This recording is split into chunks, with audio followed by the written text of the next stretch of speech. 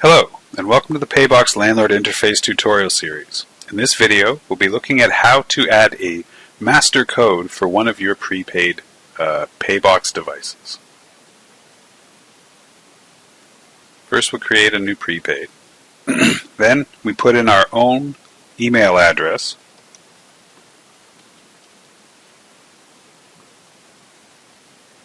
Okay, so as you can see, we'll be warned against creating it, and then we to free landlord access, give it a prepaid code,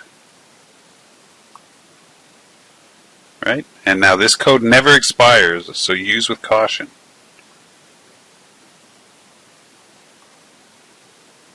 And now anytime you want to turn a device on for free, just type in 555, or to just start the device for yourself. Thank you.